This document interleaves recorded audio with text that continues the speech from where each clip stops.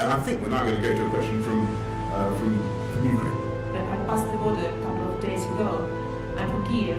Most of my family, most of my team members are still in Ukraine, in Kiev, in Lviv.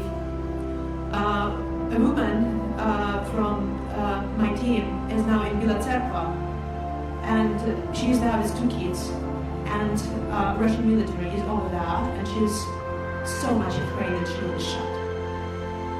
Part of the city where I was studying was bombarded today, fully, the downtown square. So you're talking about the stoicism of Ukrainian people, but Ukrainian women and Ukrainian children are in deep fear because of bombs and missiles which are going from the sky. And Ukrainian people are desperately asking for the West to protect our sky. We are asking for the no-fly zone. We are saying in response that it will trigger World War III. But what is the alternative, Mr. Prime Minister? To observe how our children are, instead of planes, are protecting NATO from the missiles and bombs? What's the alternative for the no-fly zone? We have planes here, we have air defense system in Poland, in Romania. NATO has this air defense, at least this air defense could shield the western Ukraine, so that these children with women could come to the border. It's impossible now to cross the border. There are 30 kilometers of lines. Imagine crossing the border with a baby or with 2 children. Britain guarantees our security under Budapest Memorandum. So you are coming to Poland. You are not coming to Kiev, Prime Minister. You are not coming to Lviv because you are afraid. Because NATO is not willing to defend.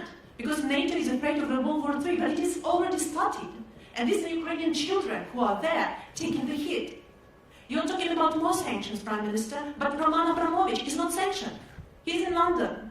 His children are not in the bombardments. His children are there in London.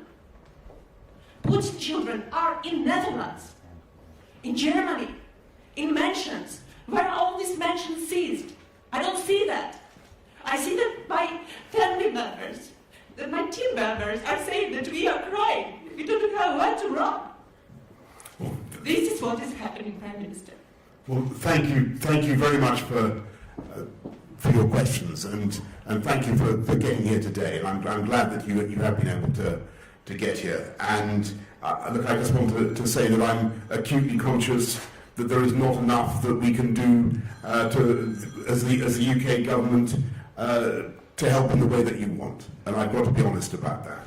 And when you talk about the no-fly zone, as I said to Volodymyr Zelensky, I think a couple of times, unfortunately the implication of that is that the UK and will be engaged in shooting down Russian planes, will be engaged in direct combat with Russia. That's not something that we can do or that we've envisaged. And I think the consequences of that would be truly very, very difficult to control.